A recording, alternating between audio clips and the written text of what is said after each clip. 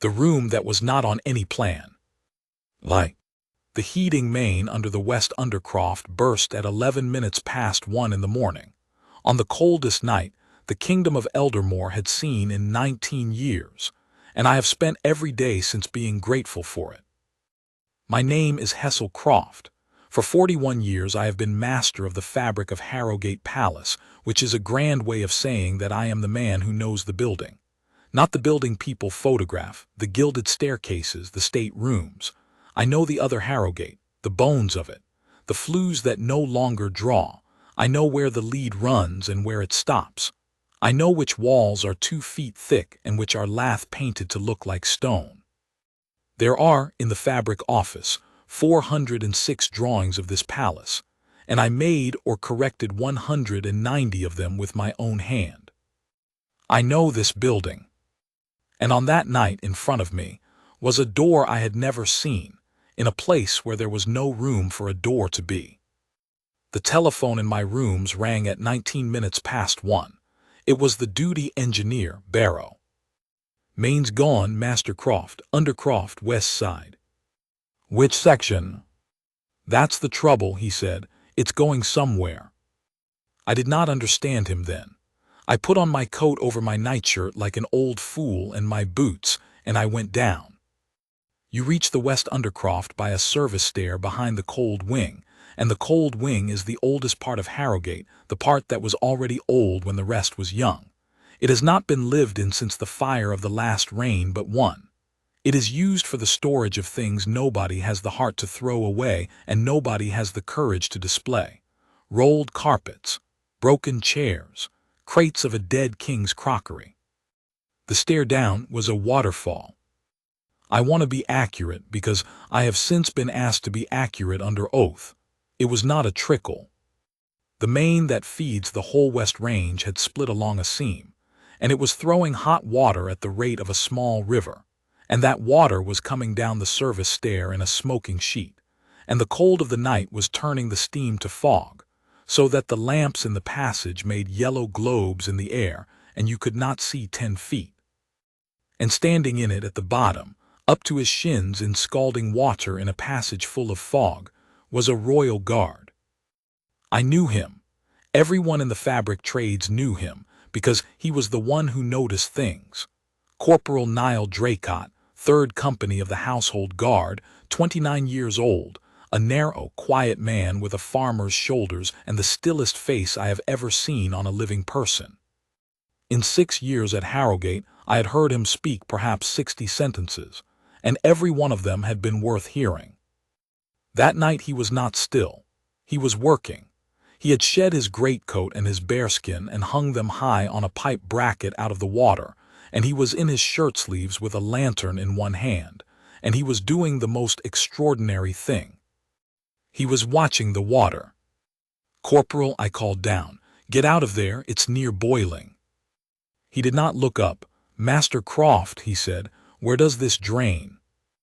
"It doesn't drain. There's no drain. It'll pool at the bottom and we'll pump it." "Then why is it going?" And that, if you want a beginning, is the beginning. I came down the last of the stair with Barrow behind me, and I stood in that fog and that filthy hot water, and I looked where the lantern was looking. The West Undercroft runs 80 feet, a barrel vault of old brick, and at its far end it stops. It has always stopped. There is a blank wall there, infill, put in after the fire 140 years ago when they closed off what had been a coal store and a stair to the old kitchens. It is on the drawings as solid, brick infill, HATCHED, with a note in a dead man's copperplate.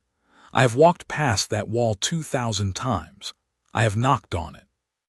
The water was running the length of that vault, 80 feet, and it was going under that wall. Not pooling, going. It went in a smooth, purposeful sheet, the way water goes when there is somewhere for it to go, and it disappeared at the foot of the infill as though the wall were a mouth.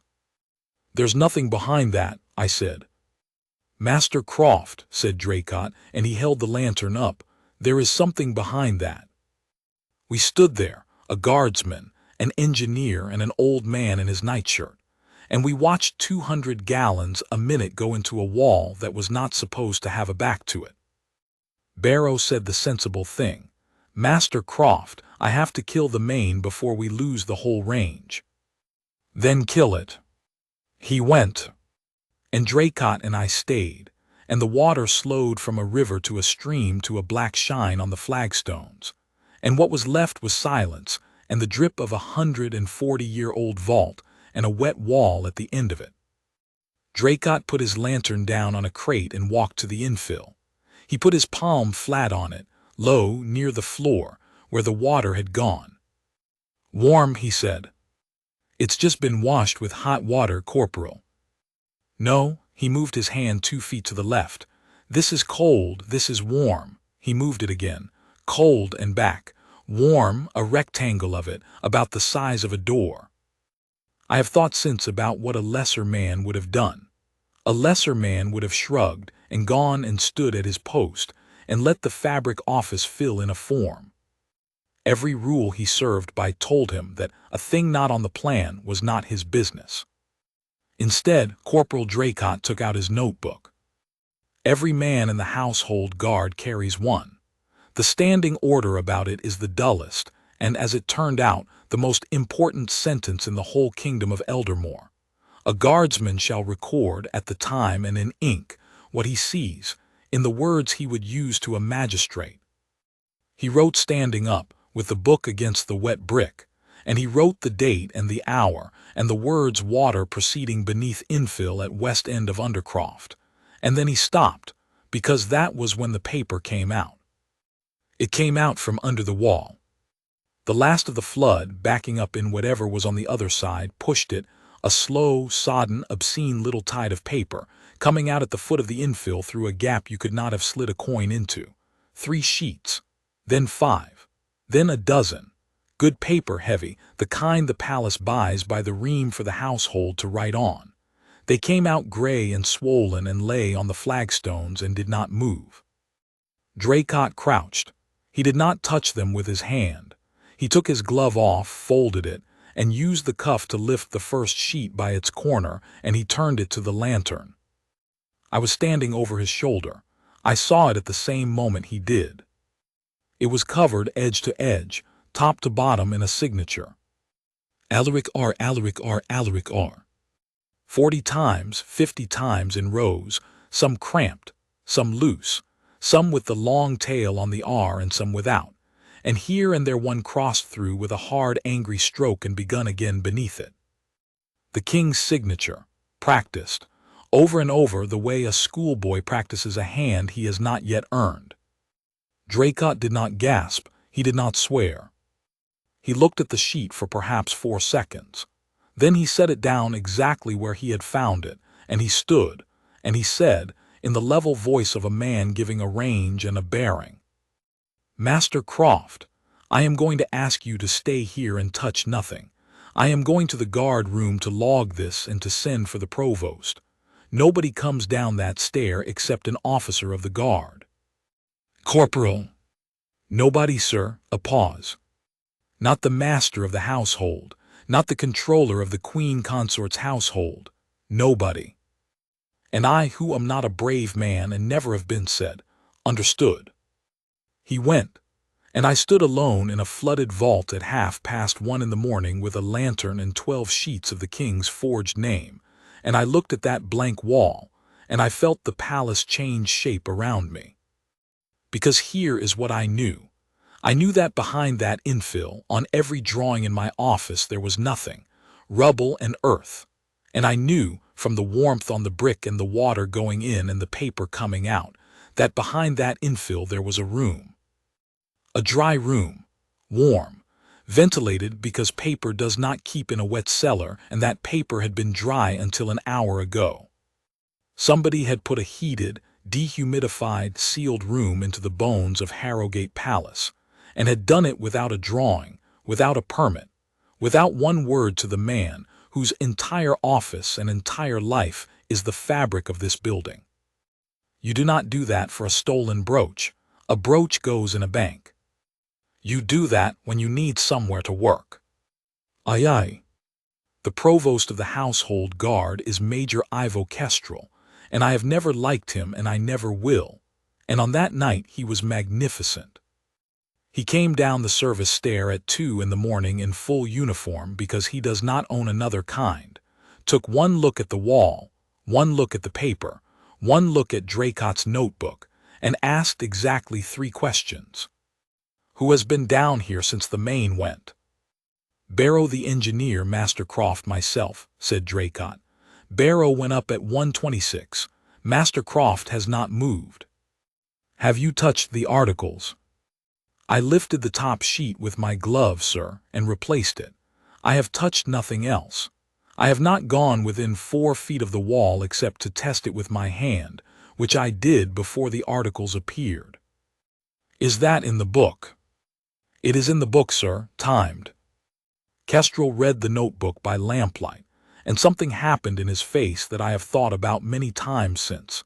The way a man's face settles when he understands that his career has just been decided for him. Corporal, he said, read it into the post book yourself, verbatim. Now, before you sleep, before you eat, before you speak to a living soul. And Corporal, the articles. Sir, you will lift them, dry them, and gum them into the post book against your entry. Standing Order 9. Articles recovered are affixed to the record. Let me explain the post book, because it is the hero of this story more than any of us. The household guard keeps a post book in the guard room of every gate and every watch. It is a bound ledger sewn, not glued. The pages are numbered before it is issued. It is written in ink and never in pencil. Nothing is erased, and a mistake is struck through once with a single line so that the error remains legible beneath, and initialed. It is filled in at the time by the man who saw the thing. When it is full, it goes to the provost's archive. It exists so that no guardsman can ever be told afterwards that he did not see what he saw. It is, in other words, a machine for making truth that cannot be edited later. Nobody at Harrowgate thought about the post book.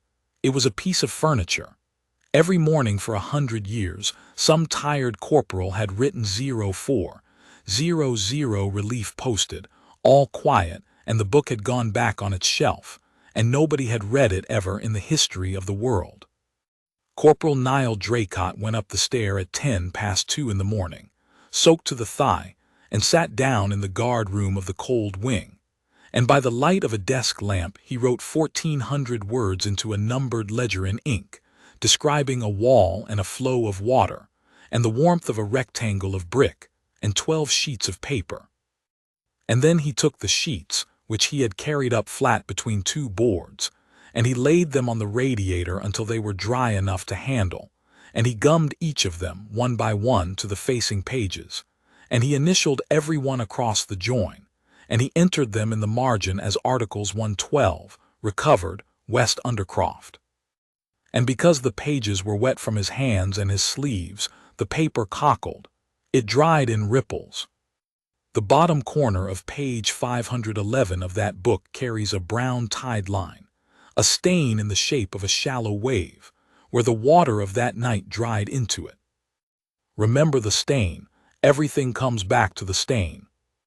By 4 in the morning there were 6 men in the West Undercroft and a canvas screen across the stair, and by 6 there were 12, and at 10 minutes past 7, in the gray of a winter dawn, we opened the wall. We did it properly. Barrow's men took out the infill brick by brick, low down, and I stood there with a drawing board and marked every course. The bricks came out easily, too easily. That was the first thing I said aloud, and I said it 3 times before anyone listened. This is not a 140-year-old infill, I said. Look at the mortar. That's a modern mortar. That's, gentlemen, this wall was rebuilt. Recently. Within 5 years. Somebody took this wall down and put it back up and skimmed it and rubbed the skim with soot to make it look old, and I am telling you that I would have noticed, except that I never had cause to look at it, because it is on my drawing as solid. Would you have noticed? Said Kestrel. I opened my mouth to say of course, and then I closed it because that is the terrible thing. In 41 years, how many times had I stood in front of that wall and truly looked at it? It was a full stop. Nobody surveys a full stop. That is how it was done, with the knowledge that nobody looks at the end of a corridor that goes nowhere. The last course came out at 7:20.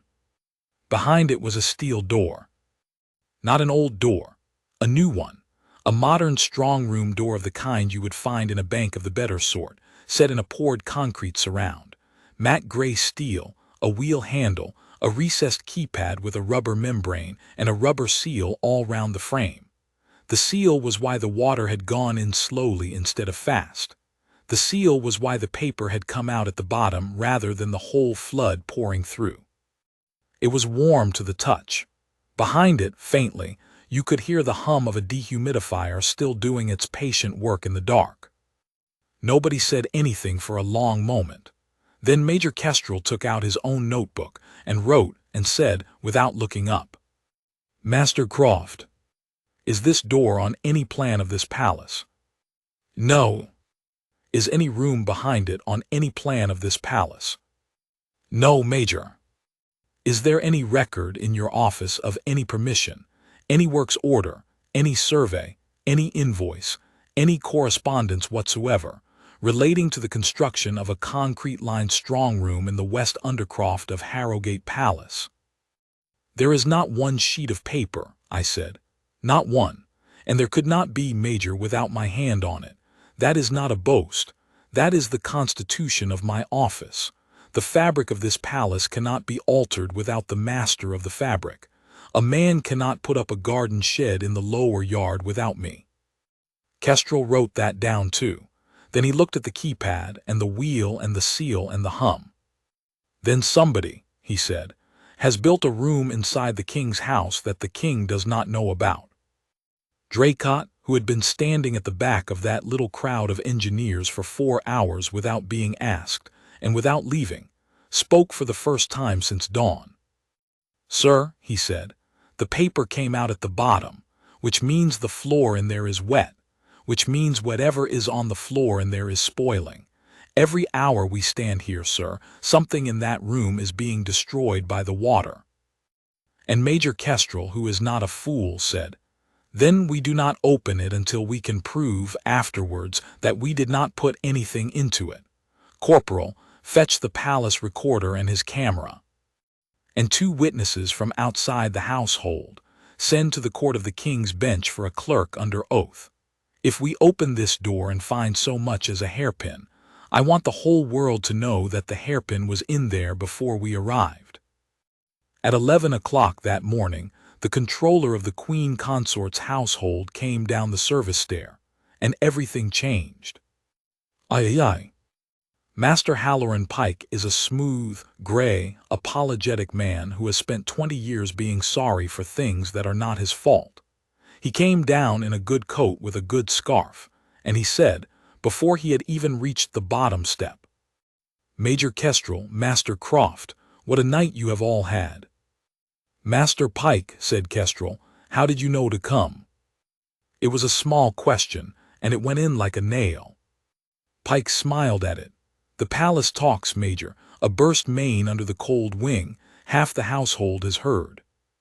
"The palace does not talk to the Queen Consort's Comptroller about a burst main at 11 in the morning of the same day," said Kestrel. "The palace has not yet talked to the king." "Well," said Pike, and he looked past Kestrel at the steel door, and I watched him look at it, and I will swear to my last hour that there was no surprise in his face. None. Pike looked at it the way you look at your own front door. "That," he said, "is the private strong room of Her Majesty the Queen Consort. It is her personal property, it contains her personal effects, and I am afraid, Major, that it is not within the household guard's authority to open it." And there it was. 11 o'clock in the morning, 9 hours after the main burst, and the story was already built and waiting. Not a hidden room, a private strong room, not a secret, a lady's jewel safe. How embarrassing for everyone, how vulgar to make a fuss. "Then Her Majesty will not object to it being opened in her presence," said Kestrel. Her Majesty is at Greyhollow. Then Her Majesty will not object to it being opened in the presence of her Comptroller, a clerk of the King's Bench, the Palace Recorder, the Master of the Fabric, and myself, with everything photographed and listed, and nothing removed. I think, said Pike gently, that Her Majesty will object to it being opened at all. The room is flooding, said Kestrel. Then I shall have it pumped. Master Pike. Kestrel took one step forward, and he was not a tall man, but he had 30 years of the guard in his spine. There is a foot of water on the floor of a room that is not on the plan of the king's house, in the king's palace, built without the king's license, and there came out from under that door 12 sheets of paper bearing the king's signature 200 times over in a hand that is not the king's. That door is going to be opened today. The only question you get to answer is whether you would like to be standing next to it when it is, or whether you would like the record to show that the Comptroller of the Queen Consort's household came down here at 11 in the morning and tried to stop us. I watched Halloran Pike think. But he was a servant with instructions, and servants with instructions cannot bear to abandon them. So he stayed, and he smiled his sorry smile, and he said, "Then I must ask that we wait for the master of the household." "You may ask." "I do ask." "Then we wait," said Kestrel, "for the master of the household." Sir Ulrich Marn, master of the household of Harrowgate Palace, took 5 hours to walk half a mile. He did not come at noon. He did not come at 1 or at 2. Messages came instead that Sir Ulrich was in a meeting, that Sir Ulrich was extremely concerned and would attend at the earliest possible moment, and in the meantime nothing whatsoever was to be done. And for those 5 hours, Corporal Nial Draycott stood in front of the steel door. He had been awake for 30 hours. He had been in scalding water to the thigh, and then in a freezing undercroft in wet boots, and he had written 1,400 words at 2 in the morning and gummed 12 sheets into a ledger and then come back down. Kestrel offered to relieve him twice. He said both times, "I found it, sir. I'll stand it." So he stood it, in a flooded cellar under a dead wing of an old palace, in front of a door nobody was allowed to open. Corporal Draycott stood at attention with his rifle at the order and his eyes on the middle distance, and did not move for 5 hours. Pike tried him. Of course he did. It was not crude. Nothing about Halloran Pike was crude. He simply talked from his crate in a warm and reasonable voice for 5 hours to a man who could not answer. He talked about how sad it was when a good young man's career came apart over a misunderstanding, and how quickly a misunderstanding could become an allegation, and how an allegation could follow a fellow for the rest of his life, and how, on the other hand, Her Majesty had a long memory for kindnesses and a great deal of influence with the Appointments Board, and how she had been known to take a personal interest in men who had shown discretion. Draycott looked at the far wall.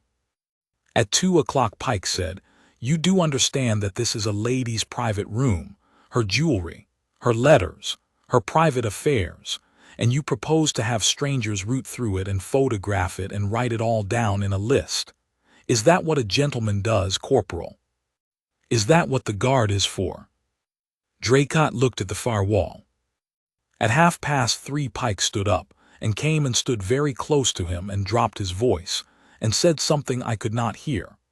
I was 15 feet away at my drawing board and I did not hear it, and neither did Kestrel, and this became, later, a point of some importance, because Draycott recorded it. He recorded it in his notebook at 15:34, in 11 words, and those 11 words were read aloud in the grey chamber of the Privy Council 4 months later, and they are why Halloran Pike will not see the outside of a prison until he is an old man. What he wrote was, "Pike, close, quiet, there is no room here, you slept, say you slept." And under it, I did not reply. Sir Ulrich Marn arrived at 4 in the afternoon. He is a large, handsome, unhappy man who has spent his whole life being liked. He had already decided what he wanted the answer to be, and was hoping very much that the facts would be kind to him. He looked at the door. He looked at Pike. He looked at the 12 sheets in Kestrel's evidence case, and he read the top one, and I watched his handsome face go the color of wet plaster. "This is a household matter," he said. "It is a criminal matter," said Kestrel. "I vote Major Kestrel, Sir Ulrich." Marn closed his eyes. "Major Kestrel, I am asking you to allow me to handle this internally. Do you understand what it will do to this house if it gets out that there is—" He gestured at the door and could not finish the sentence, because there was no way to finish the sentence that did not make it worse. "That the Queen Consort has a hidden vault in the cellars," said Kestrel, "and that there are forgeries of the king's signature in it." "You do not know that they are forgeries." "Sir Ulrich," I said, and everyone turned because I had not spoken for an hour. "There are 200 of them on 12 sheets, some of them struck out and done again. A man does not sign his own name 200 times and cross half of them out." Marn looked at me the way a drowning man looks at a stone. And then he made his decision, and it was the wrong one, and it destroyed him, and I have never been able to decide whether to pity him for it. "Very well," he said, "open it. Open it with the clerk and the recorder and the list. Do it properly, do it now, and do it quietly *. And nothing goes beyond this room without my authority. Is that clear? Nothing goes to the Crown Prince. Nothing goes to Princess Adela. And for God's sake, nothing goes to the king." "And the key," said Kestrel. Master Halloran Pike, without a flicker, produced from his inside pocket a small envelope, and from the envelope a folded slip, and on the slip was written a 6-digit number in a clerk's hand. He had had it the whole time. "IV. I will now tell you what was in the room, and I will tell it in the order we found it, because the order is the whole point. The order is the trick. We found the obvious thing first, and the obvious thing very nearly buried the truth. The door opened at 4:20 in the afternoon, and the smell came out hot dust, warm electrical air, wet paper, and under it the sharp mineral smell of plaster of Paris. It was not a big room, 22 feet by 14, which I could have told you within an inch, because it was exactly the footprint of the old coal store on the 1836 drawing. Concrete floor with a drain in it that ran to nowhere, racking on 3 walls. A dehumidifier and 2 heaters, running off a spur that had been taken, I traced it that same evening, from the lighting circuit of the cold wing. Even the electricity to run the room had been stolen from the king. And there was 4 inches of filthy water on the floor, and the bottom shelf of every rack was ruined. The first thing we saw was the jewelry. Cases, 11 of them on the top rack, arranged neatly, flat leather cases with the arms of the royal house of Harrowgate stamped in gold on the lids. The recorder photographed them where they lay, and then we opened them, one at a time, on a trestle with everyone watching. The Isolde parure, the sapphire collar, the pearl riviere that the late queen wore in every portrait of her married life. The small diamond spray she gave to the crown prince's wife as a wedding gift. The garter clasps, piece after piece after piece, every item on the disputed schedule of the late queen, Isolde's personal jewels, the schedule that had been the subject of 18 months of exquisitely polite letters between the queen consort's solicitors and the executors of the late queen's estate. The letters had all said the same thing. Her Majesty the Queen Consort has no knowledge of the whereabouts of the said items, and believes them to have been dispersed in the late Queen's lifetime. And here they were, in a cellar in the dark, under the King's house. Sir Ulrich Marn sat down on a crate and put his face in his hands. "There," said Halloran Pike, and his voice was full of a rich, warm sorrow. "There, now you see. It is a jewel safe, gentlemen. It is a Queen's jewel safe. Her Majesty had these pieces placed in secure storage during the estate proceedings on legal advice, for their protection, and she has been advised, wrongly, I now think, and I shall say so, not to disclose the location. It was ill-judged. It is not a crime, and it is certainly not whatever it is that you have all been imagining down here in the dark since 1 o'clock this morning. And I watched every man in that room want to believe him. Do you understand? It was such a relief. It was a scandal, yes. It was ugly and grasping, and it would make the newspapers of 3 countries very happy. But it was a scandal of a asterisk comprehensible size. A greedy consort had hidden her stepchildren's mother's jewels. Shameful, sordid, survivable. Marn took it with both hands. The signatures, he said from behind his fingers. Explain the signatures. Ah, Pike sighed. That is my own fault, and I am ashamed of it. The household is authorized, as you know, Sir Ulrich, to reproduce His Majesty's signature by facsimile stamp upon routine correspondence. The old stamp was worn.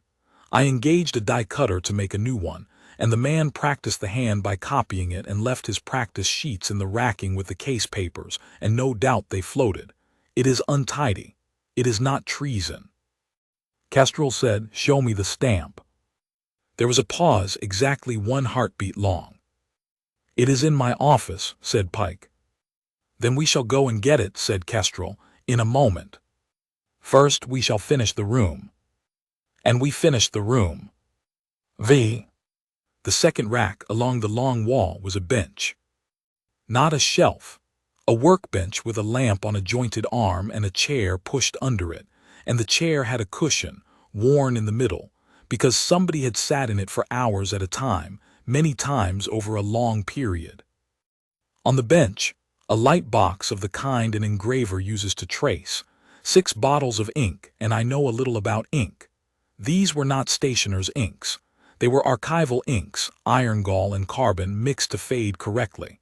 There were pens, not modern pens, but a case of old nibs, the sort the palace used 40 years ago and does not use now. And there was paper. There was a ream of the household's own headed paper, watermarked, of the current pattern. There was a bundle of the household's paper of the asterisk previous asterisk pattern, which was withdrawn 11 years ago and which cannot be bought, and which I am quite certain was stolen from the stationery store in the Chancery basement. And there were, in a deep drawer under the bench, 406 sheets of practice. The clerk of the King's Bench counted them, and he counted them twice, because his hands were shaking and he thought he had lost his place. Sheet after sheet of Alaric R., the King's signature, in every mood the hand takes. The quick one he uses on routine papers, the slow, careful one he uses on treaties, the shaky one. And this is the detail that broke my heart later when I understood it, the shaky one he had begun to use in the last 2 years. Somebody had studied not only the King's signature, but the deterioration asterisk of the King's signature. Somebody had practiced, over and over, how to write the name of a sick man. Under those 200 sheets of Rowan. The Crown Prince's hand. Bold, upright, a little vain, the R with a flourish. 231 sheets of it, and on the last 30 the flourish had come right, and after that they had stopped practicing because they had got it. And at the bottom of the drawer, in a folder by themselves, 40 sheets of a small, slanted, old-fashioned hand that I recognized at once, because I had a note in it framed on the wall of my office. It said, "Dear Mr. Croft, the chimney is mended and my rooms are warm and I am very much obliged to you. Isolde." They had been practicing the handwriting of a woman who had been dead for 4 years. Nobody spoke, even Pike had stopped explaining. Kestrel said, very quietly, "What do you forge from a dead woman?" And I said, because it was my trade and I could not stop myself, her will. The third rack held the cabinet. It was a steel document safe, 4 feet high, bolted to the concrete with its own lock. A safe inside the safe, which tells you everything, because a thief does not lock her jewels twice. Pike said he did not have the key and did not know the combination and had never seen it opened. And for once in that long day, I believe he was telling the truth. Kestrel photographed it, sealed the door of it with lead seals, wrote the seal numbers in his book, and posted a guard on it. Not Draycott. Draycott by then had been awake for 36 hours and was swaying on his feet, and Kestrel finally ordered him, as an order, to go and sleep. 2 other men from the 3rd Company stood in that flooded cellar all night with the water still ankle-deep, and I have not forgotten their names either: Guardsman Ivo Tallow and Guardsman Perrin Slade.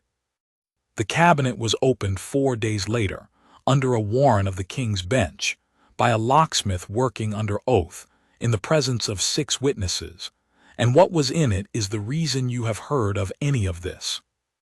But before that, before the cabinet, before the warrant, before any of it, we found 2 more things in the room, and I found them and they are mine, and I am not sorry to say so.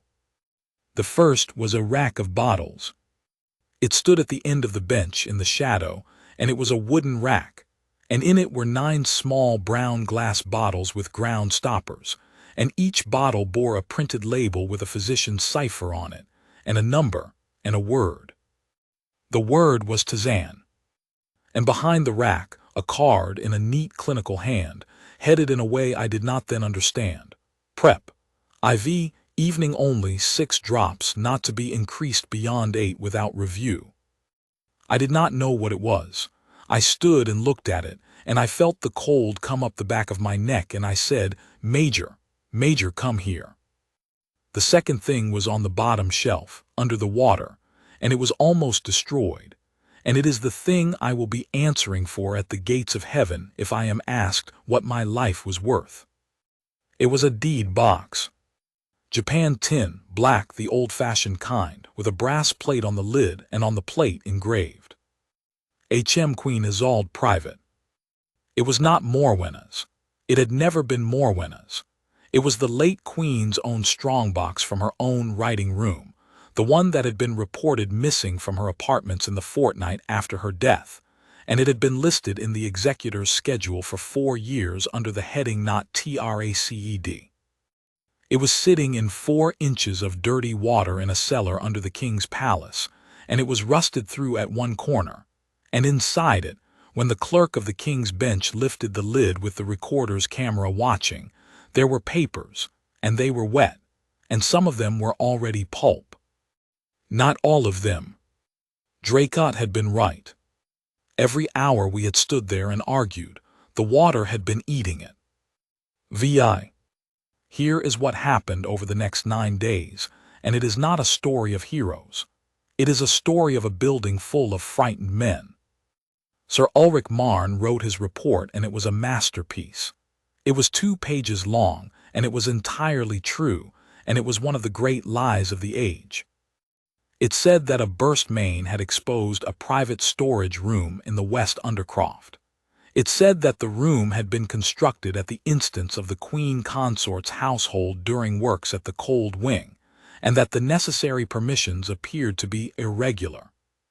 It said that the room contained items of jewelry which appeared to correspond with the disputed schedule of the late Queen's estate, and that these had been secured and would be returned to the executors. It said that certain stationery and practice materials relating to the household's facsimile signature stamp had also been recovered and were being examined. It did not say the word forgery. It did not say the word bottle. It did not say the word Isolde. And having written it, he tried to make the problem the right size, the size he could survive. The jewels were the size he could survive, so the jewels became the story. Within a week the whole palace knew that the Queen Consort had hidden the late Queen's jewelry in a cellar, and the whole palace was delighted, because there is nothing a great house enjoys more than a scandal that hurts somebody it already dislikes. It was in the papers by the 10th day. It was on every screen. The JEWELS in the cellar. There were cartoons. And Morwenna, Queen Consort of Eldermore, played it perfectly. She came back from Greyhollow on the 8th day and gave one interview, and in it she wept once briefly, and she said that she had acted on legal advice which she now saw had been mistaken, that she had been terrified of the jewels being sold out of the family during the estate dispute, that she had been foolish and proud, and that she asked the king's forgiveness and the country's. She said she would return every piece. She said she would resign her patronages for a year. Within a fortnight there were people, decent people, saying that she had been badly served by her advisors and rather hard done by, and that after all no one had been hurt, and that it was time to move on. She had confessed to the smaller crime in order to be forgiven for it. And a man who has been forgiven cannot be tried again. That was the scheme, you see, not the vault. The vault was only where the work was done. The scheme was that if the vault were ever found, the jewels in it would be the confession, the shiny, sordid, comprehensible confession that would fill every mouth in the kingdom and leave no room for anything else. They put the jewels in there as a decoy. I am certain of it. I have said so under oath. The pieces were kept in the open, on the top shelf where anybody opening the door would see them first, while 400 sheets of forged signatures sat in a closed drawer and the poison sat in the shadow behind the lamp. If you are going to be caught doing something people can understand. And it very nearly worked. VII. On the 11th day, Corporal Nial Draycott's notebook disappeared. He had surrendered it, as ordered, into the provost's evidence store in a sealed bag signed for. On the 11th day the evidence store was inventoried, and the bag was there, and the seal was intact, and the bag was empty. Whoever did it had done it well. It had been slit along the fold and resealed with a seal from the same box. And within 24 hours, an allegation was laid against Corporal Draycott. It came from an anonymous complaint which was investigated by the household's own disciplinary board, not by the provost, who was recused because he was a witness. And the complaint was this, that Corporal N. Draycott of the 3rd Company had, on the night of the flood, entered a private secure room prior to the arrival of any officer, that he had removed items from it, that he had subsequently fabricated a record of having found those items in the water, and that he was, in short, a thief who had been caught in a strong room full of jewelry and had invented a story to explain himself. It did not accuse him of anything nobody could believe. It accused him of exactly the thing a poor young man in a cellar full of diamonds might be believed to do. And the notebook that would have disproved it was gone. He was suspended from duty. His rifle was taken. He was moved out of the guard barracks and into a room in the Northgate Lodge, a mile from the palace, and told to hold himself available. I went to see him there on the 14th day. He was sitting on a made bed in a room with one chair, in civilian clothes that did not fit him, because he had not worn civilian clothes in 6 years. "Master Croft," he said, and stood up, because he could not help it. "Sit down, Corporal, for God's sake." He sat. He said, "Is the room still sealed?" "Not am I ruined, not what will happen to me. Is the room still sealed?" "The room is sealed. Kestrel has men on it night and day." "And the cabinet?" "Opened under warrant. I cannot tell you what was in it. I am forbidden." "Then don't." "Corporal," I sat down in the one chair. "They are going to break you. Do you understand that? The household has decided what this is. This is a jewel theft by a greedy woman, and it is finished, and everybody is very happy about it. And the only loose thread in the whole embroidery is a corporal who says he saw something else. They will not fight you. They will simply keep asking questions until you are old." He looked at the wall for a while.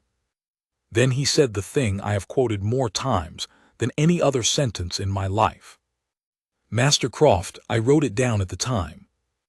They have taken the notebook." "They have taken my notebook," he said. "They have not taken the post book." And I sat in a cold room in the Northgate Lodge, and felt the floor of the world tilt. "The post book," I said. "Cold Wing Guard Room, Volume 41.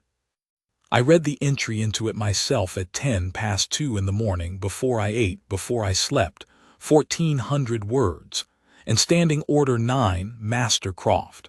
Articles recovered are affixed to the record." "You gummed them in?" "All 12, he said. "Into the book, initialed across the join, every one. and the provost countersigned the entry the same night at 4:11, and the book was locked in the guard room press, and the key to that press is held by the provost and the sergeant of the guard, and it is not held by the master of the household, and it is not held by the controller of the queen consort's household, and it is not held by anybody at all outside the third company. I said stupidly, the originals, the actual sheets. They are glued into a ledger in a guard room. Where else would they be, he said. That is what the book is for. Nobody had thought of it. Not Pike, who is a clever man, not Marne, who is a frightened one, not, I am certain, the woman at Greyhollow who was cleverer than all of us. They had gone hunting for the evidence in the places where evidence lives, the provost's store, the crown solicitor's file, the recorder's plates. They had not thought to look in a bound ledger on a shelf in a guard room, under a line that said 0400 relief posted, all quiet, because in all the history of Harrowgate Palace nobody important had ever read one. VIII. I went to Princess Adela because there was nobody else. The king's sister keeps a small office on the north side of the chapel court, with 2 clerks and a coal fire, and she has held every thankless post in the kingdom and complained about none of them. She is 66. She rides at dawn. She has never in her life been polite to anybody who did not deserve it. I had known her since she was 9 years old and I was a young man on a ladder. So I went to her, unannounced, on the 15th day, and I stood in front of her desk with my hat in my hands like a tradesman, and I said, "Ma'am, I am going to tell you something, and then I am going to be dismissed, and I would rather it were in that order." She put down her pen. "Sit down, Hessel." I told her all of it. The wall, the water, the paper, the door, the bench, the 406 sheets, the 231 of the crown prince's hand, the 40 of the late queen's, Pike on his crate for 5 hours, the bottles, the deed box in the water, the notebook gone from a sealed bag, the corporal at Northgate in trousers that did not fit him. She did not interrupt once. When I finished, she sat very still, and then she got up and went to the window and stood with her back to me for a long time. Then she said, "Say the word on the label again." "Tizan, ma'am." "And the card?"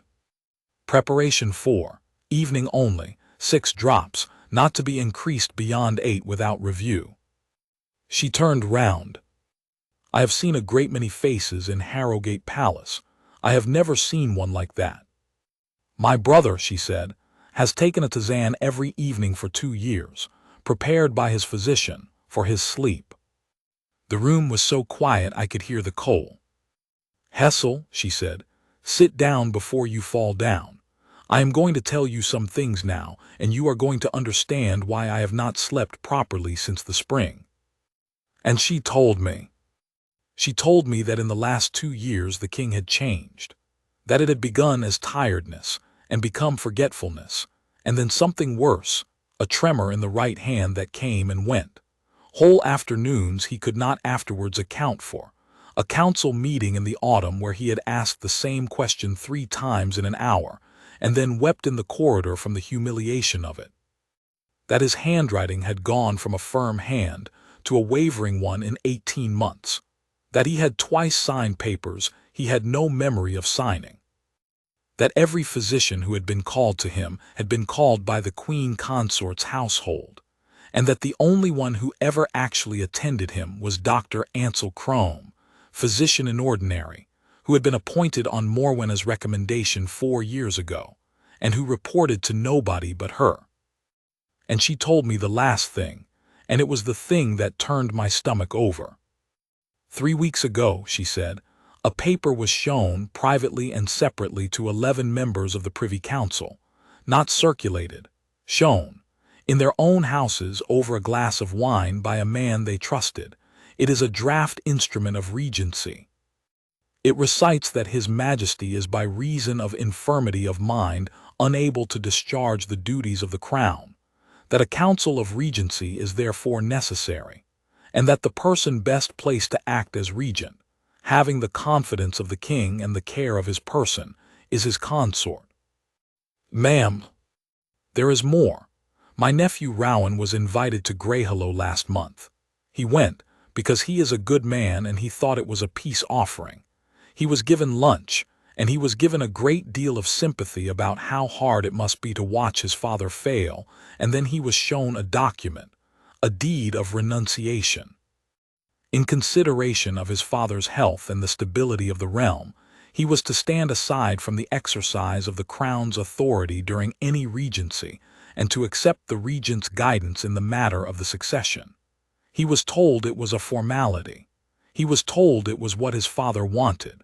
He was told his father had already agreed. Did he sign it? He is my nephew, said Princess Adela.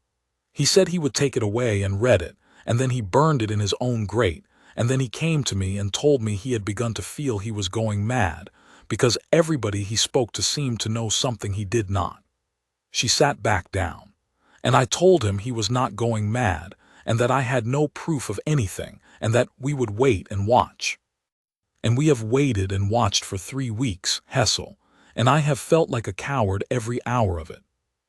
Ma'am, I said, there are 231 sheets in a cellar where somebody practiced his signature until they got the flourish right. Princess Adela of Eldermore looked at me across her desk. Then they were not going to wait for him to sign it, she said. The steel cabinet, the safe within the safe, had been opened on the 5th day under a warrant of the King's Bench, and its contents had gone straight into the Crown Solicitor's file, and the Crown Solicitor's file had gone straight into Sir Ulrich Marne's drawer, and there it had sat, because Sir Ulrich Marne had by then understood exactly what was in it, and had decided, in the way of frightened men, that if he did not look at it, it might not be true. Princess Adela took it out of his drawer at 9 o'clock the next morning, in front of his own clerks, and she did not ask. I was there. I was there because she took me with her, and because when Marne began to say that the master of the fabric had no standing to see privileged material, she said, without raising her voice at all, Sir Ulrich, he is the only man in this palace who can tell me whether a document is a forgery by looking at the paper, and if you interrupt me again, I shall have you carried out. We read it in her office, with the door locked and a guardsman outside. The cabinet had contained 4 things. First, a bundle of medical certificates on the printed forms of the College of Physicians of Eldermore, signed by Dr. Ansel Crome, physician in ordinary to His Majesty, each certifying that the patient named therein was, by reason of a progressive infirmity of the mind, unable to manage his affairs or to discharge any office of public trust. There were 9 of them. They were undated. 9 blank-dated certificates of the King's madness, signed and ready, waiting only for someone to write in the day.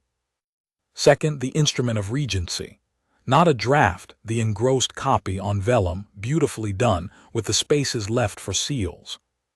Naming Morwenna, Queen Consort, sole regent of the Kingdom of Eldermore during the incapacity of His Majesty, with the powers of the Crown in all things save the making of war. Third, the deed of renunciation for the Crown Prince, a second copy of the one Rowan had burned, and clipped to it on a slip of paper in a small crabbed hand a note that read, "R. hesitant. If he will not, the hand is ready. Use the Greyhollow visit as the occasion. He was seen there. He took the paper away. He will not be believed if he denies signing it. The hand is ready." 231 practice sheets, until they got the flourish right. And fourth, at the bottom, a green cloth-bound ledger, and it was the ledger that did the killing. It was a private account book, kept in the hand of Halloran Pike, and it ran back 3½ years, and it was a model of clerkly neatness. On the left, the sums. On the right, the purposes. The purposes were abbreviated because Pike was careful, but he was not careful enough, because a man who keeps accounts cannot help keeping them properly. WRKS CW to the account of Lord C, 22 entries, running to a sum that would have built a small hospital. Cold wing. The vault. paid every penny of it out of an allocation of the privy purse voted by the council for the repair of the cold wing roof, a roof which, I can tell you as the man responsible for it, has not been repaired since I was 40. Chrome quarterly, a retainer, 4 times a year, in a figure that made Princess Adela put the book down and walk to the window again. Prep, monthly, with a chemist's name beside it, a compounding chemist in the town of Ashcombe who did not know, and I want that said, who never knew what it was for and gave evidence and was believed. And then over 4 pages, a list of names. 11 of them, every one a member of the Privy Council of Eldermore, and beside each name a sum and a date and a word, a debt settled, a son's commission purchased, a mortgage discharged, a gambling loss quietly made good, not bribes exactly, kindnesses. Great, crushing, unrepayable kindnesses, done over 3 years to 11 men who would one day be asked, quite gently, to look at a piece of vellum and agree that the king was not himself. Princess Adela closed the ledger. They were not stealing from him, she said. They were stealing him. X. And then it all stopped, and for 9 days I thought we had lost. I will be brief about the bad part, because it is the part I like least. On the 19th day, Sir Ulrich Marn issued a works instruction over my head, the first in 41 years, directing that the West Undercroft be pumped, dried, cleared, and made good. The strong-room fittings were to be removed, and the opening to be closed with brick and rendered in the interest, said the instruction, of the fabric and the dignity of the palace. He was going to plaster it over. He was going to take the room out of the world, so that in 5 years no one would be able to point at anything and say, "There, it happened there." On the 20th day I received a letter from the Comptroller of the Privy Purse thanking me warmly for 41 years of exemplary service, and confirming my retirement, at my own request, from the 1st of the month, with a pension at the highest rate and the tenancy of a cottage in the palace's gift at Marlow Ford, which is very pretty, and which I had never asked for, and which is 30 miles away. At my own request. And on the 21st day, Master Halloran Pike went to the Northgate Lodge and offered Corporal Nial Draycott a settlement. I know what was offered because Draycott wrote it down. He wrote everything down. It had ceased to be a habit and become a religion. He was offered the withdrawal of the disciplinary complaint, a full and honorable discharge, a lump sum equal to 9 years' pay, a written reference from the master of the household, and a position, should he wish it, with a private security company in the capital at 3 times his salary. In return, he was to sign a paper stating that on the night of the flood he had been mistaken as to what he saw in the water, that his record of the night had been made in confusion and fatigue, and that he wished to withdraw it. He was 29 years old. He had £11 in the world and a mother in a rented cottage in the Fen country. He had been accused of theft. His rifle had been taken away. Every man above him in the entire household had already decided the matter was closed, and the only person of consequence who believed him was an old woman with a coal fire and an old man who had just been retired. He read the paper twice in front of Pike slowly all the way through. Then he handed it back and said, "No, sir." Pike, they tell me, was quite kind about it. He said that he understood, and that the young often mistook obstinacy for honor, and that the offer would remain open for 1 week, and that Corporal Draycott should think very carefully about his mother. And Draycott, and I would give a great deal to have seen this, said, "Sir, at 15:34 on the night in question you stood 4 feet from me and told me to say that I had slept. I wrote that down. I have written this down. Everything you say to me I write down at the time in ink in the words I would use to a magistrate. That is not obstinacy, sir. That is the standing order. You should have read it." Halloran Pike left the Northgate Lodge and did not come back. That evening, Princess Adela went to see her brother the king. She did not tell him about the vault.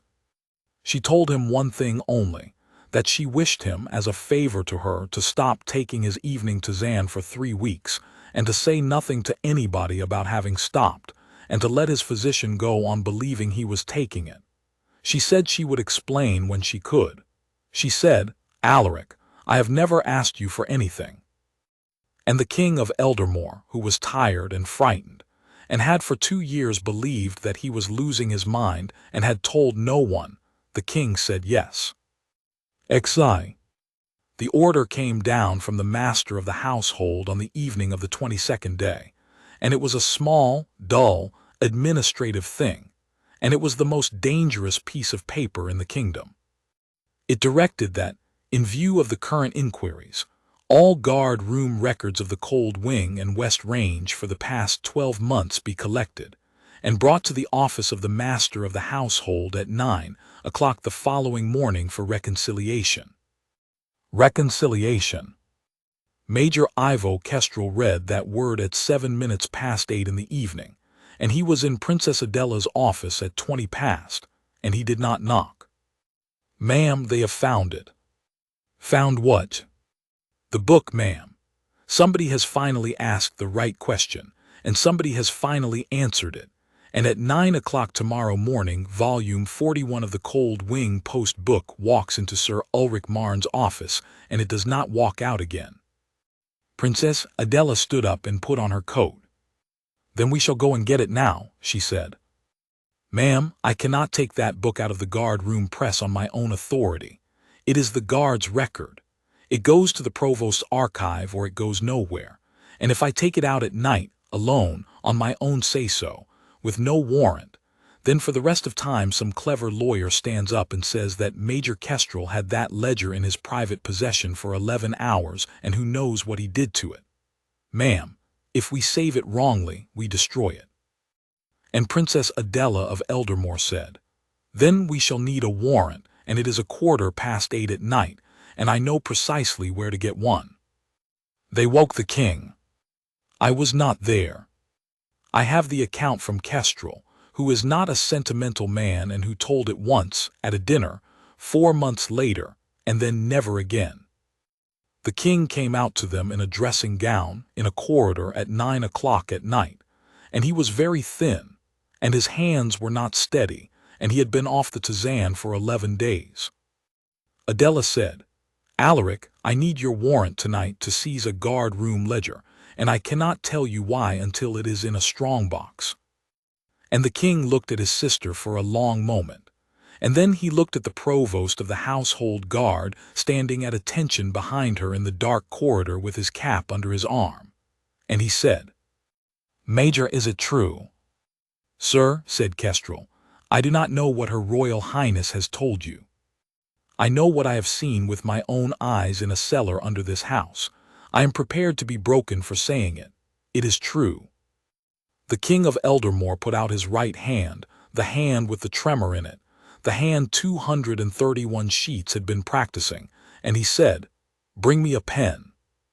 They went to the Cold Wing guard-room at 10 o'clock at night with a warrant under the king's sign manual, and the sergeant of the guard opened the press, and volume 41 was on the shelf where it had been for 22 days, under a stack of duty rosters, between volume 40 and a tin of boot polish.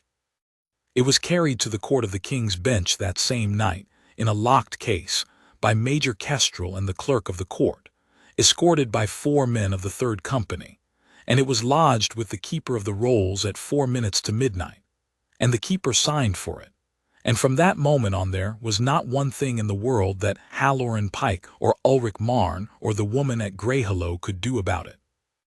Sir Ulrich Marne's clerks arrived at the Cold Wing guard-room at 8 o'clock the next morning to collect the records for reconciliation. They were told, by a guardsman standing at ease in front of an open and empty press, that the book had gone to the King's Bench, and that here was the receipt, and would they care to sign the visitor's log. XII. The Privy Council of Eldermore sat in the Grey Chamber on the 14th of March, and it sat for 6 days, and on the 4th day they sent for a corporal of the household guard, who had been suspended from duty for a theft he did not commit. I was called on the second day, and I gave my evidence for 4 hours, and it was the plainest thing in the world. Here is the drawing. Here is what is on it. Here is what was there. A room, gentlemen, that was not on any plan, built with the king's money on the king's land in the king's house, and hidden from the king's own surveyor. I put up the 1836 survey, and I put up my own, and I put up the invoices from Pike's green ledger with Lord Cassius's signature on 22 of them. And I said, the roof of the cold wing has not been touched in 25 years, and this is where the money for it went. Dr. Ansel Crome was called on the third day, and he did not last an hour. The apothecary royal had already given his evidence.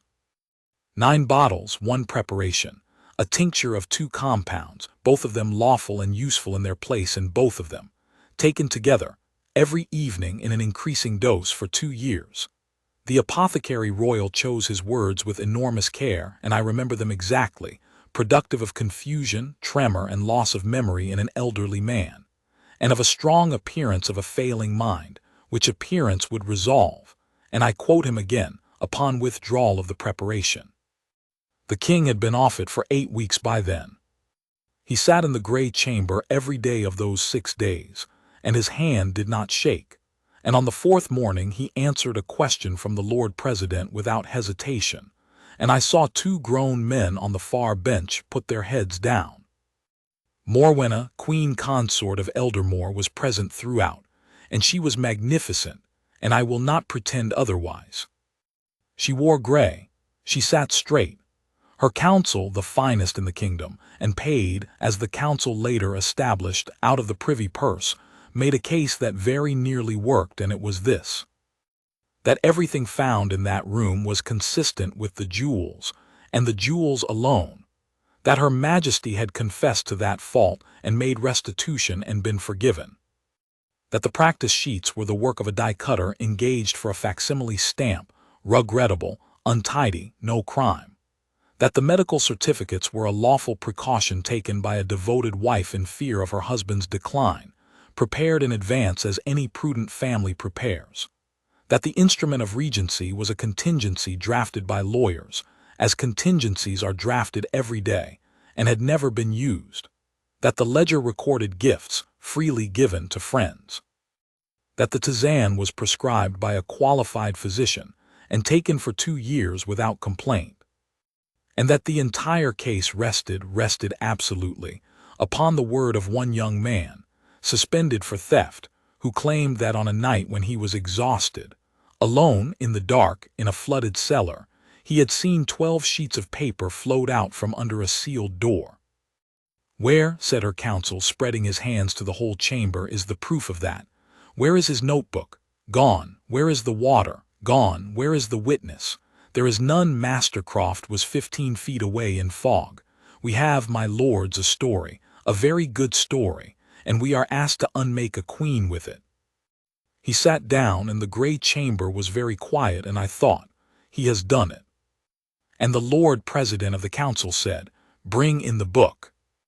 They brought it in on a green baize board, carried by 2 clerks, because it weighs 11 pounds, and they set it on the table in the middle of the floor, and the keeper of the rolls broke his own seal on the case, and volume 41 of the Cold Wing Post Book was opened in front of the Privy Council of Eldermore. Corporal Nial Draycott was called to the table. He had been reinstated for exactly 1 day. The council had insisted on it before it would hear him, and he was in full uniform, and it fitted him, and he stood at the table with his hands at his sides. The Lord President said, Corporal, is that your hand? It is, my lord. When did you write it? Between 2:10 and 4:11 in the morning of the 12th of January, my lord, in the guard room of the Cold Wing, before I ate and before I slept. Why? Because it is the standing order, my lord. That is the only reason. And Draycott said, and I was in the 4th row and I heard it, and so did every man in that chamber. My lord, I did not know what I had found. I did not know if it mattered. That is exactly why you write it down. A man cannot judge at 2 in the morning which of the things he has seen will turn out to be important. So he writes all of them at the time in ink and lets better men decide later. If I had waited until I understood it, my lord, I would have written it after somebody had told me what to think. The clerk turned the pages. Volume 41 is sewn, not glued, and its pages are numbered at the press before the book is issued, and page 511 could not have been added, and page 510 and page 512 could not have been removed, and any man who has ever handled a sewn ledger can see that in a second. And gummed to pages 511, 512, 513 and 514, 12 of them, initialed across every join in a corporal's careful hand, were the sheets. The chambers saw them. Alaric R, Alaric R, Alaric R, 200 times over, crossed out and begun again. And across the bottom corner of page 511, running up into the margin, was a brown tide line in the shape of a shallow wave, where a young man's soaked sleeve had rested on the paper while he wrote, at 2 in the morning in a guard room, in wet clothes. The Crown Solicitor called the keeper of the King's Annalists, who had taken a sample from that stain, and a sample from the residue in the West Undercroft, and who told the council, in the flattest voice imaginable, that both contained the same suspension of iron oxide, boiler scale, and lime particular to the water of the West heating main, and that the stain on page 511 of that ledger had been made by the flood of the 12th of January, and could not have been made by anything else. The forgeries were not merely in the record. They were fastened into a numbered ledger, and stained with the water that carried them out. Morwenna's counsel rose and stood, and then sat down again without saying anything, which was the most eloquent thing he did in 6 days. And then the King of Eldermore said, "Bring the sheets to me." They carried the board up to him, and he looked down at his own name written 200 times by another hand, and the grey chamber waited. He said, "Give me a pen." They gave him a pen, and he signed his name on a slip of paper once slowly, and he held it beside the sheets, and he looked at them for a long moment. Then he said, and his voice did not break, which was somehow worse, "They have got it better than I have. For 2 years I have been signing my name and thinking, that is not my hand any more, I am becoming an old fool, and all the time there was a man in my cellar who could do it properly. Xii. There was one more thing, and it was mine to give, and I have never been so unwilling to do anything in my life. The deed box of the late Queen Isolde had been in 4 inches of water for 9 hours, and most of what was in it was pulp. But the box had lain slightly tilted, the rusted corner uppermost, and the papers at the top had survived. There were 2. The first was the original of the late Queen's will, the true one, in her own small slanted hand, signed and witnessed. The will that the executors had spent 4 years being told did not exist. The will that left her personal jewels, every piece, to her son and her granddaughters, and her mother's papers to the archive of the realm, and to her husband a ring and 1 sentence. They had not burned it. That is the thing you must understand about how these people work. They had kept it, because you cannot forge a document convincingly unless you have the true one in front of you, and because a paper you have destroyed can never be produced later to prove whatever you might one day need it to prove. It was an asset. It sat in a tin box in a wet cellar for 4 years, being an asset. And the second paper was a letter. It was addressed to the king. It had never been sent. It was dated 11 days before the late Queen's death, and it was 4 lines long, and the Lord President read it aloud to the Privy Council of Eldermore in a voice that got quieter with every line. "Alaric, I have asked her twice kindly to return the papers from my mother's cabinet, and twice she has told me she has not got them, and this evening I found her Comptroller in my writing room with my keys in his hand. I do not know what she wants, and I am too tired to find out. I am not afraid of her. But do not, my dear, let her hold your keys, and do not let her choose your doctors. Nobody moved. The king sat with his hand over his eyes for a long time, and the whole council led him, and not one man in that chamber so much as coughed. And then Morwenna, queen consort of Eldermore, stood up. She had not been asked to. Her counsel put out a hand and she moved it aside, and she stood in the middle of the gray chamber in her gray dress, and she looked, not at the king and not at the Lord President, but at a corporal of the household guard standing beside a table with an 11-pound ledger open on it. "What is your name?" she said.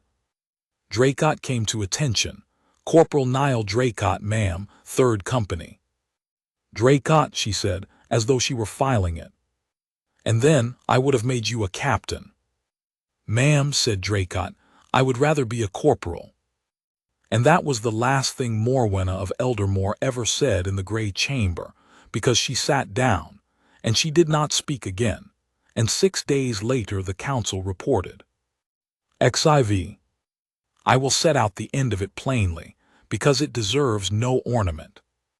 The Privy Council of Eldermore found that a strong room had been constructed in the west undercroft of Harrowgate Palace without license, out of moneys voted for the repair of the cold wing roof, that it had been used for the concealment of property belonging to the estate of the late Queen, and that it had been used for the manufacture of forged instruments intended to procure a regency by falsely representing the king as incapable, and to procure the crown prince's renunciation by a signature he had never given. The queen consort was committed for trial before the king's bench on charges of conspiracy, forgery, and the administering of a noxious preparation with intent. Pending trial, she was removed to Greyhollow under the council's order, without household, without patronages, and without any access whatsoever to the person of the king. Her style and precedence were suspended by the king's own instrument, signed in his own hand, in front of witnesses, firmly. Master Halloran Pike was arrested in the corridor outside the Grey Chamber. He is serving 19 years. Dr. Ansel Crome was struck from the roll of the College of Physicians and convicted, and I am told he says to this day that he only ever meant to help her sleep, which is an interesting thing to say about a man who never slept. Lord Cassius, who signed 22 works orders and asked no questions, was convicted of fraud upon the privy purse, and his defense was that he had asked no questions, and the court observed that this was the case against him. Sir Ulrich Marne resigned as master of the household on the last day of the hearing. He was not charged with anything. He was not in the end a wicked man. He was a man who wanted a problem to be a size he could carry, and so he tried to make it smaller, and a great many people nearly lost a kingdom for it. He lives quietly now. I do not visit him and I do not condemn him. There is a little of him in most of us. Of the 11 councillors in the Green Ledger, 7 resigned. 2 were prosecuted.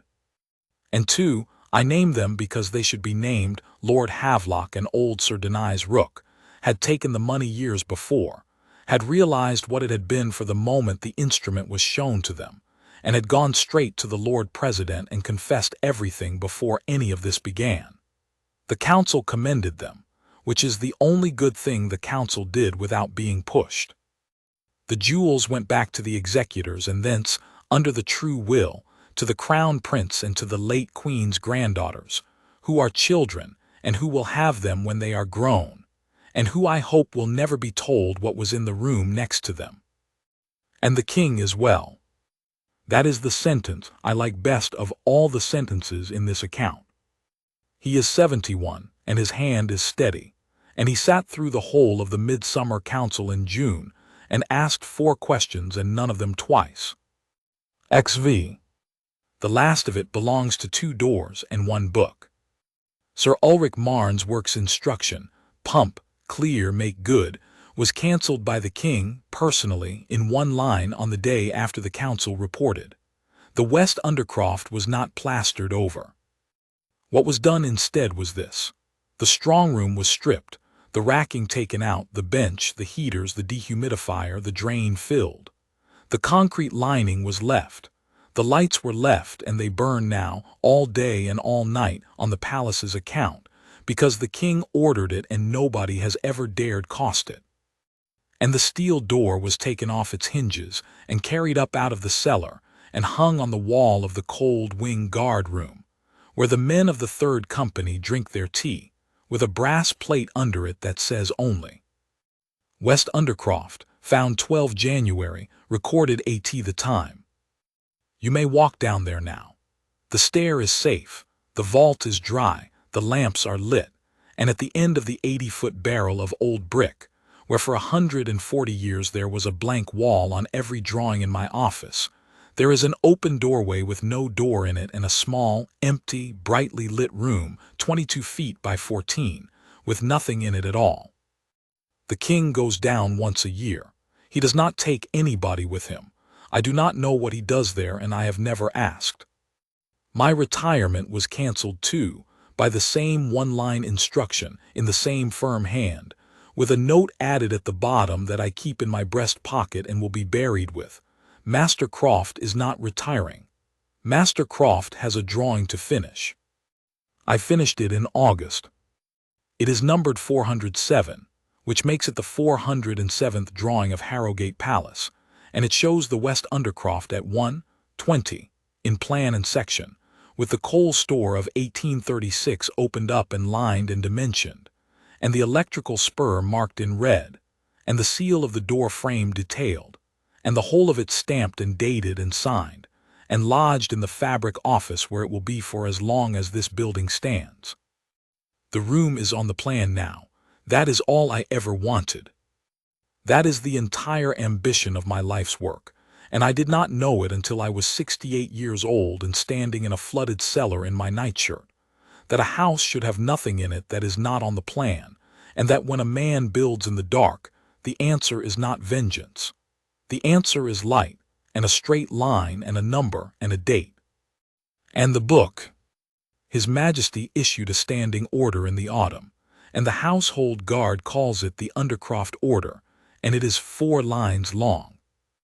It provides that the post-book of every guard room in the royal palaces is a record of the crown, that it shall be sewn and numbered and kept in ink, that no person of any rank whatever, up to and including the master of the household, may call for it, reconcile it, correct it, or borrow it, save by warrant of the king's bench, and that any article recovered by a guardsman in the course of his duty shall be affixed to it at the time, and initialed across the join. The whole kingdom turned on a corporal doing his paperwork properly at 2 o'clock in the morning when he was too tired to stand. I have said that in 3 lectures now, and people always laugh, and they always stop laughing about 4 seconds later when they work it out. Sergeant Nial Draycott, he was promoted in May and refused a captaincy twice, and the king has stopped offering, is back on the cold wing gate. He asked for it. He could have had the guard of honor, the parade companies, the state duties, the plume and the polish, and his picture in the papers. He asked for the gate at the end of a dead wing where nobody goes. I pass him most mornings on my way to the fabric office, and I have never once seen him move. But I know what he is doing because he told me, the only time I ever asked him about that night when I said, "Corporal, what made you follow the water?" And he said, "It was going somewhere, Master Croft. Water always tells the truth. It goes where the hole is, whether the hole is on the drawing or not." Then he went back to looking at the middle distance, and I went on to my office, and behind us, 80 feet under the oldest wing of the king's house, the lamps burned in an empty room that everybody can see.